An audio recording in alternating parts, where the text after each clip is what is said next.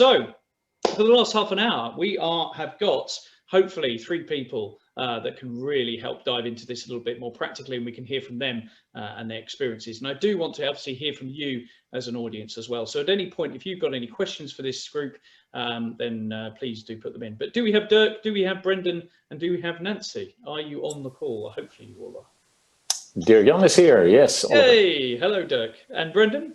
Brendan's right here. Excellent. Right, well, we don't need this slide anymore. I'm going to stop sharing so we can actually see your faces and have this discussion. So thank you for all of you for joining in. I really appreciate it. You are a wonderful threesome, I think, in terms of the spread of knowledge that you've got on this topic. And it would be great to just basically quickly introduce yourselves and your background, and really, I suppose, your thoughts, both for yourself and your organization, about what you think people need to be thinking about in terms of circular. And Dirk, I'm going to come to you last, if I may, because we've got a little poll to run with, haven't we? So I'm going to ask Brendan, would you introduce yourself first? Of course. Thank you, Oliver. Hello, everyone. My name is Brendan Edgerton. I'm the Director of Circular Economy for the World Business Council for Sustainable Development. That's the fancy background that you see here. I appreciate the chance to speak with you. I'm actually already learning quite a bit about the questions and challenges that you have in that group discussion. So it's neat to be part of this community. I fully disclose I don't know a whole bunch about procurement, so this is new for me, but happy to share what I do know about the circular economy. I think in hearing some of the questions out of the last group discussion, there are some very all good questions and things that we are speaking with about our members on a regular basis. So for those less familiar, WBCSD is a nonprofit organization of around 200 of the biggest companies working together towards a more sustainable future. And circular economy, along with climate change or energy and climate, food and nature, these are different programs that we work with our members on. And, a lot of what we talk about in circular economy is housed within this broader sustainability agenda that we see today. So, what companies thought was very long-term is already real today. This is when you're talking about plastics, you're talking about climate change. These things have become and have an impact on the books much sooner than everyone thought. Circularity is part of that conversation. When we're talking about plastics or packaging or electronics, whatever it is, we're heading towards a future where any waste is no longer okay, where extraction and the costs associated with that are fully recognized and accounted for in the cost of doing business. And so the risk of inaction through regulations, through pressures growing from investors, customers, even employees, deciding where they want to work based on how sustainable a company is. And circular economy is certainly a part of that. So, what we do with as you didn't get. Sorry, Brendan, didn't mean to meet you.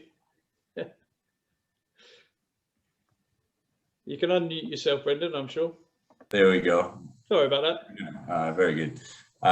So what we do is WBCSD. One example, we brought together a couple dozen companies to define a methodology of how to measure a company's circular performance. And this is called the circular transition indicators. There's 3 key levers that we look at within this. Is how are products designed and manufactured so that they can be used again and again, and at the end of life actually recovered. At the end of life, are they actually recovered? And at the very first part, what are you buying to go into your products? So procurement plays a critical role into how companies are now assessing their circular performance based on what are the materials that are going in there? Are they recycled, reused, sustainably harvested virgin content? Or is it even a service that's purchased instead of a product? And I think it's a lot of this mind shift change that we're trying to facilitate with the companies is it doesn't have to be a transaction. It could be a relationship, a partnership with the supplier or a customer that creates a more circular economy. At the end of the day, what we're trying to achieve is a decoupling of resource consumption and just doing business, that we don't need to consume endlessly and to dispose of those products and good endlessly in order to do our business well. So as procurement professionals, there are a number of things to consider. Of course, what's going into your products. Also, just as important, and probably a little bit slightly different in scope, what you buy as a company directly for use by the company. So through CapEx, through retrofits and furniture, equipment, you don't have to buy all of these products brand new all the time. There are a lot of options and more tools that are out there to help you think through different options that are available. I think with the tools that Desiree was presenting earlier, it looks like there's a lot of good information to share. I would love to dig through that myself. It's a different mindset to take with circular economy. That can sound a bit theoretical, but once you get into the details, you see that by rethinking what we do day to day, we can have a real impact with how we spend our money. Thanks, Brendan.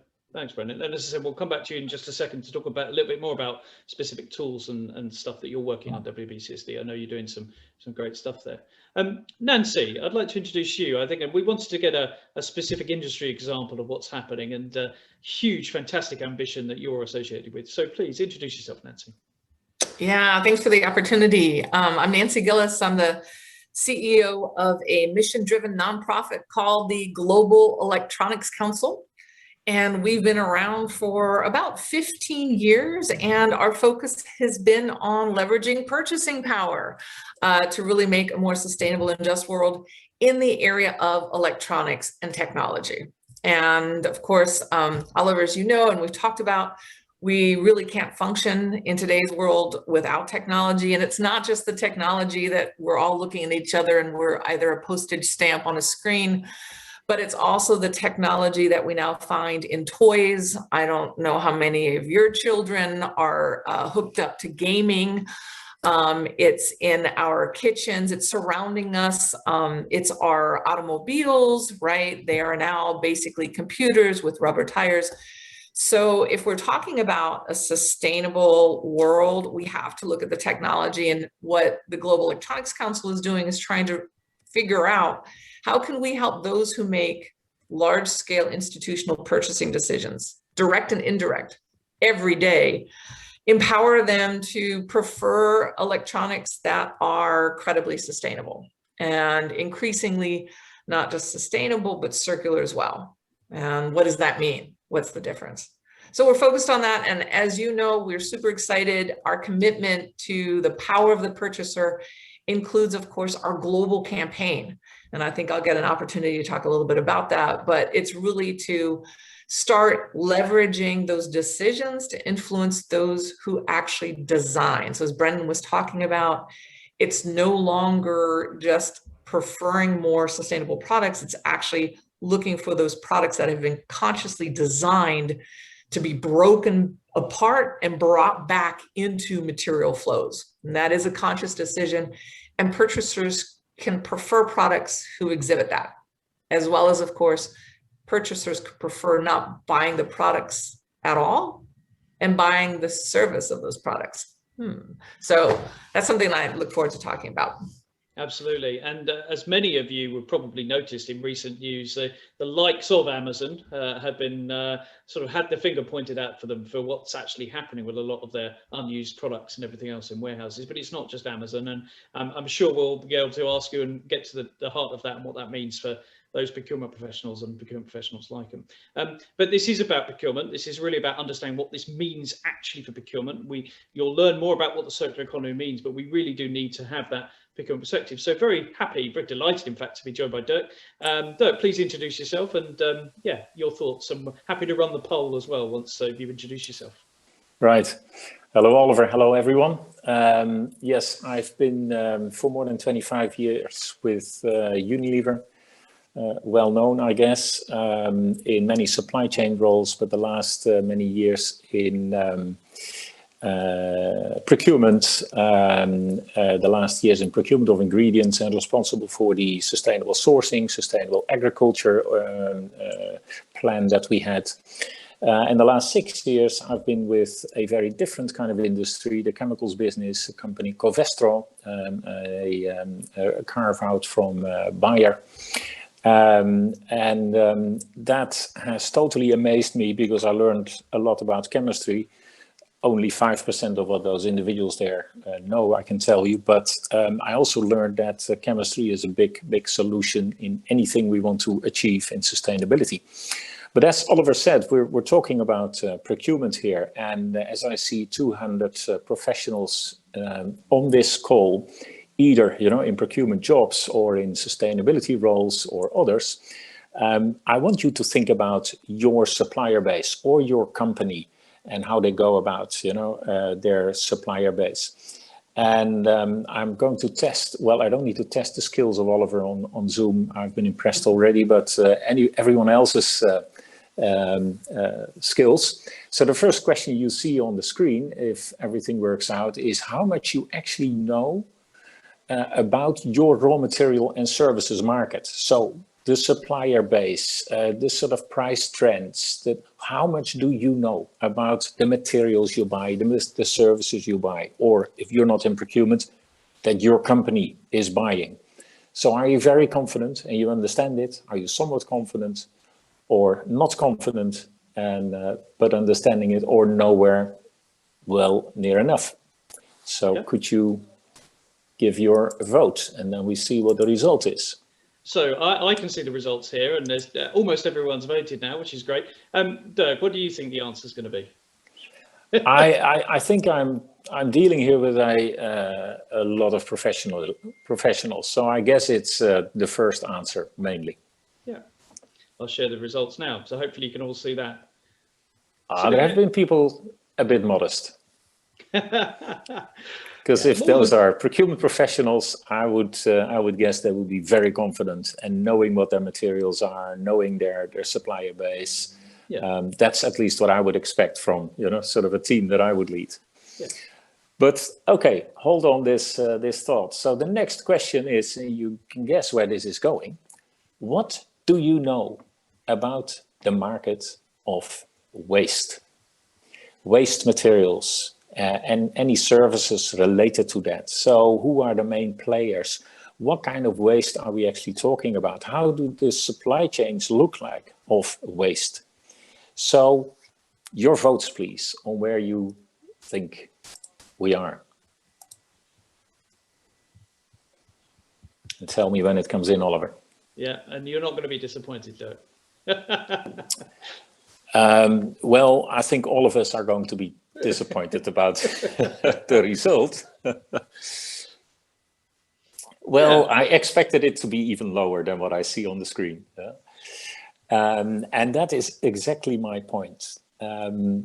If we take circular economy serious, then it's even less about renewable materials, which, by the way, is a fantastic first step. And if we talk about renewable energy, yes, that is a great step. But any renewable materials, meaning using any sort of agricultural materials to replace fossil energy-based materials, then we get into another risky territory.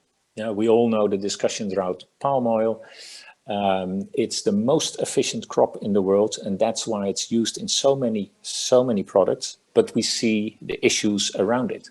So renewable materials in the end is not the solution. The solution is waste, the stuff we produce and then discard off, and we waste it.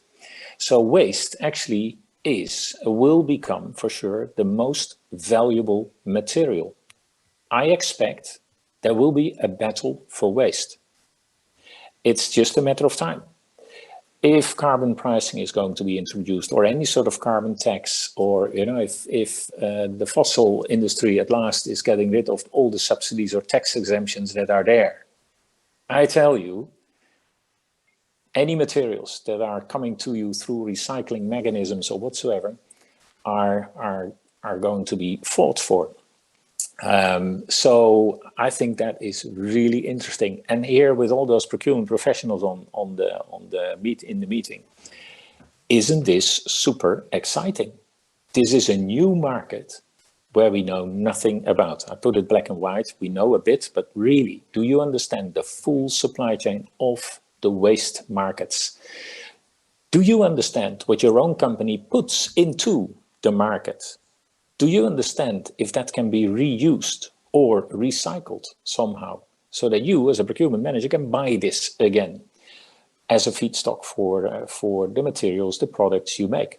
But also when you're in the services industry, think about what your role is in this whole circular economy. Which part do you play a role in this whole circular chain? We always talked about supply chain, so we talked about linear things. We can't afford linear thinking anymore. It needs to be circular.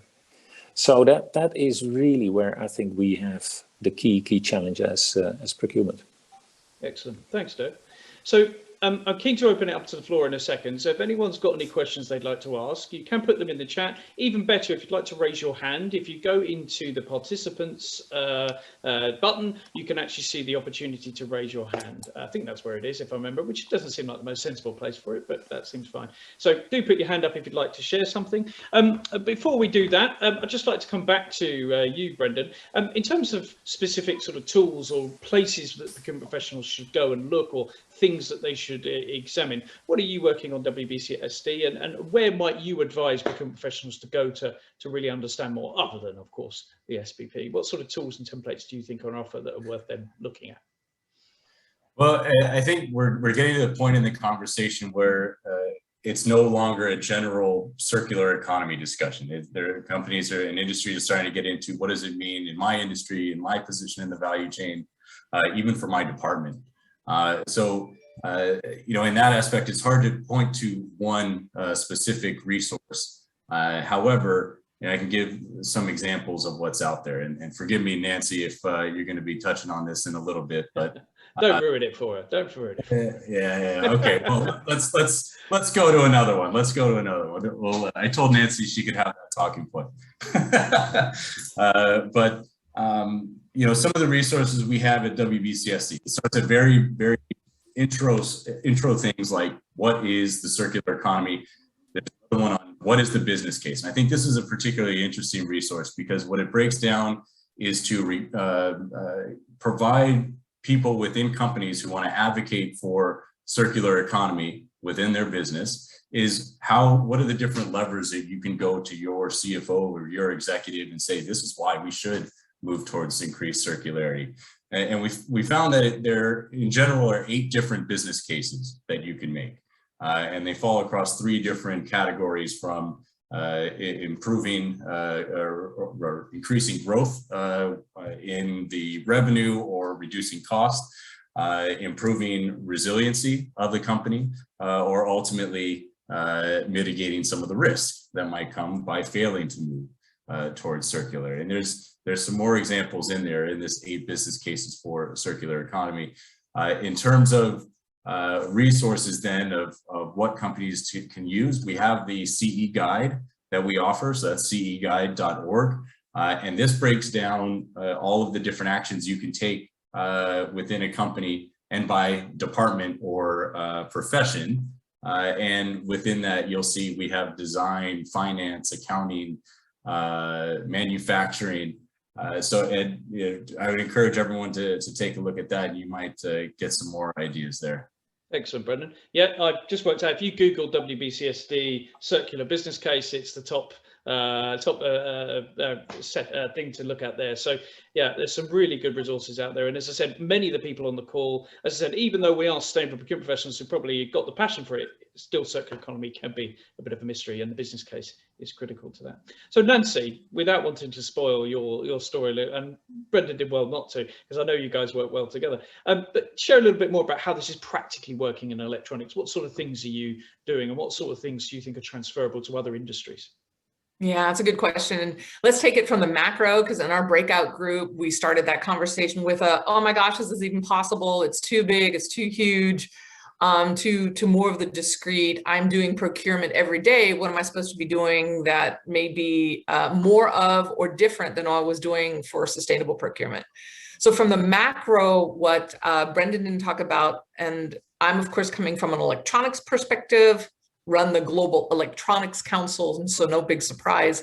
But that macro is really looking at the electronics sector, and WBCSD, along with a number of other partners, put together a sector roadmap.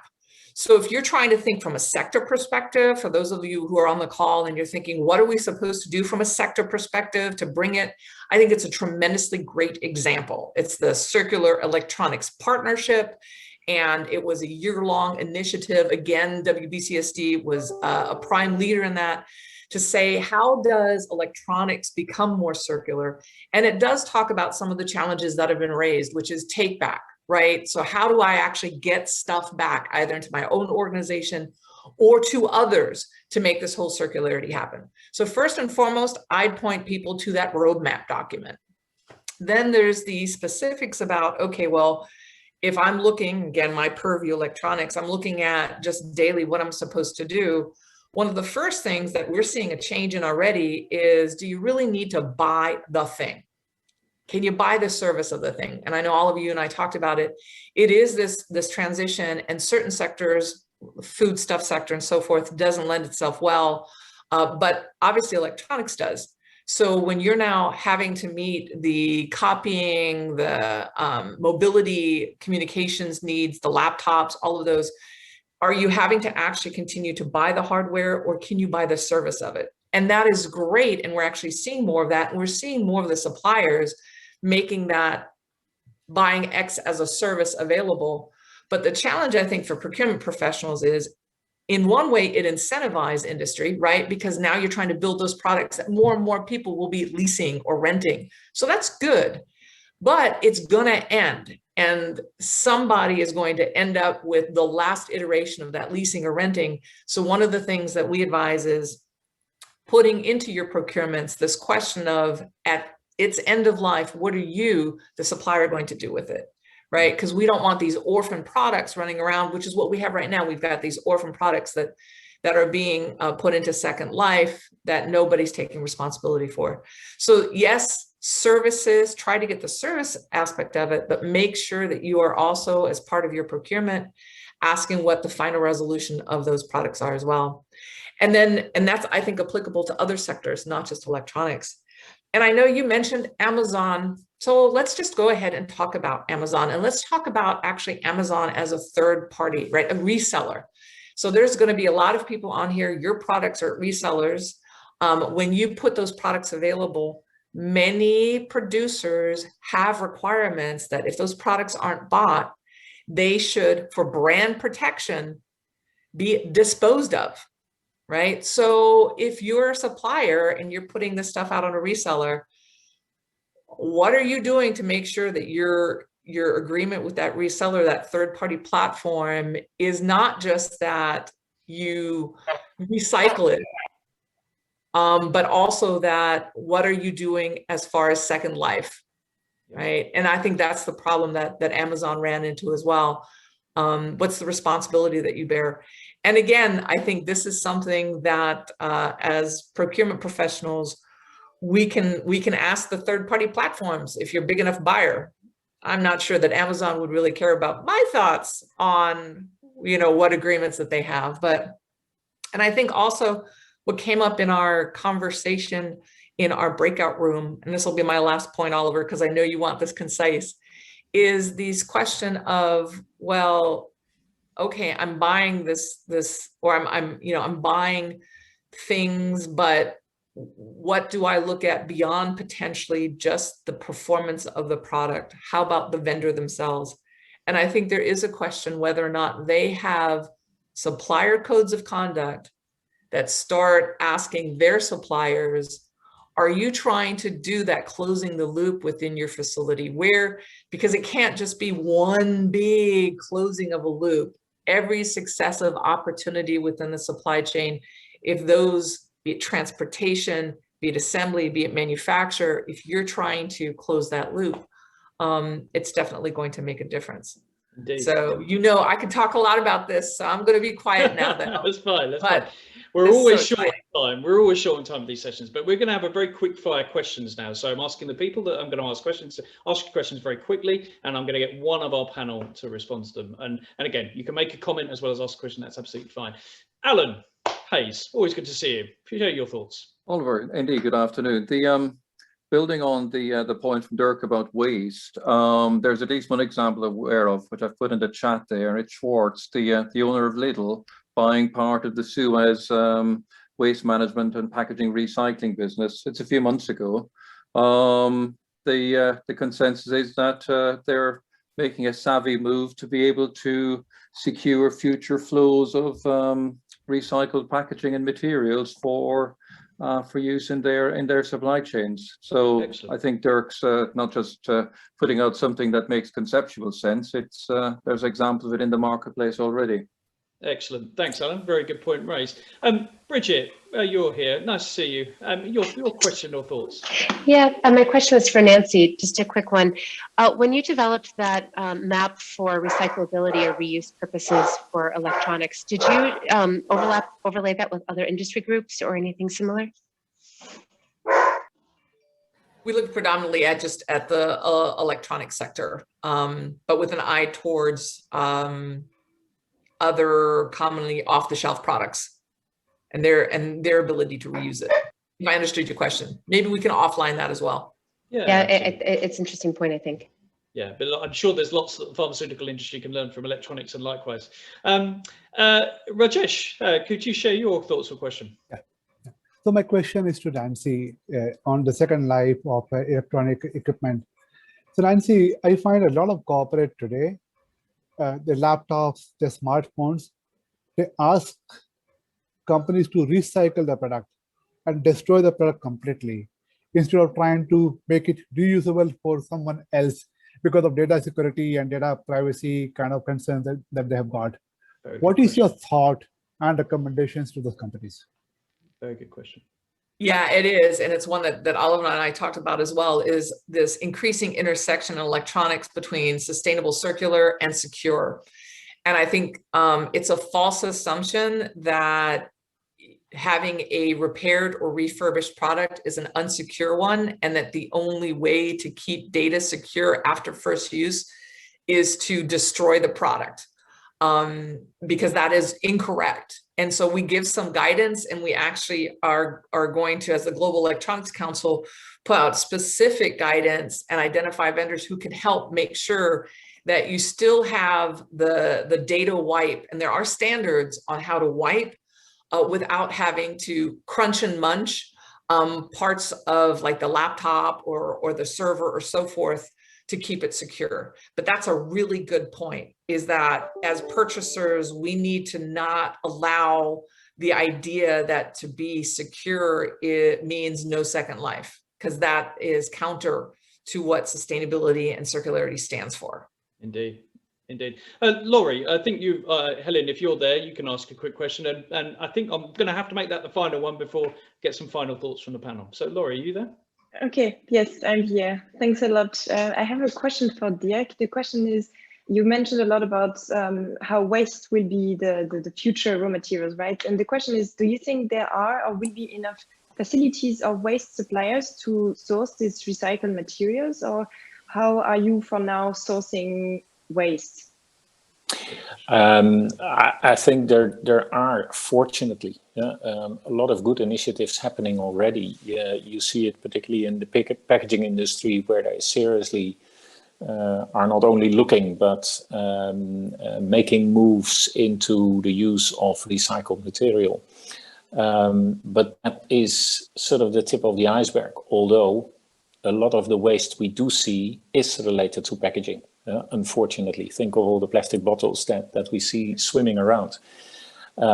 So that even needs a kind of different solution. That's where, you know, the consumer behavior and the collection is an issue. But there are so many other products, materials that all of you and I and we are using. And that needs to find its way back to being sort of disconnected, recycled, and used as feedstock. And there is still a long way to go. You know, the company Covestro that I worked for, we looked at the recycling of mattresses. Again, that sounds simple, right? But a mattress is a complex product. There's all sorts of stuff in it, apart from the polyurethane, the foam. There's all sorts of metal pieces, etc. So you need to really, you know, tear it apart, and then in a chemical way, sort of reuse the foam. That's where then the activity of Covestro will be focused on. So there are many of those kind of initiatives, but that is exactly that we should push for. And that's what I said in the breakout earlier on. We also can play a role as procurement to make sure that within the company, we sort of help colleagues connect them with external partners to think about the design already. Yeah, how we design for using less material, but also designing for the reuse and recycling. Someone said that before. Indeed. I'm going to have to call it there. I mean, it's really annoying because we could go on forever, couldn't we? And this is only the beginning, I promise. Enormous, fantastic stuff in the chat. We're going to synthesize a lot of that. There will be continued conversations and content and stuff on this topic. Huge thanks to Brendan, to Dirk, and to Nancy for participating, and to all of you. The final thing to do is for everyone to vote for what's next. So I'd like you to very quickly think about, what do you think over the next few months after circular economy should be our next challenge to focus on. We're running out of challenges. We're going to have to freshen up this list. But yeah, you shout whatever you think is now the next topic we should be covering in our meeting in 2 or 3 months' time. Oh, it's so close. It's so close. All very, very interesting. We're going to have to close it soon because we're running out of time. Okay, last chance. It's neck and neck. I know you can't see it. I know that's really annoying, but I can see it, I promise. Okay, last chance to vote for it. Oh, it is so, so close. And supply chain emissions just misses out, which is absolutely fine. I think that's been second for most voting. So we will get to supply chain emissions. I also run the Scope 3 peer group, which if anyone's interested in supply chain emissions, you feel free to get in touch. But we are going to be talking about how to fund sustainable procurement, especially sustainable procurement projects. So that'll be a nice broad challenge for us to look at. So we're going to be looking at how to fund and make stuff happen. How can we finance these things? Huge thanks to everyone. I really appreciate all of your time. Thanks for your efforts. And we've jammed in a lot in this last 90 minutes. Huge thanks to Nancy, to Thomas, to Bertrand, the SPP team. Do get in touch if you can help with funding, if you can help, if you want to start up a local or industry chapter. As I said, we want to hear from you. And thank you all again for another cracking session. I hope you all enjoyed it.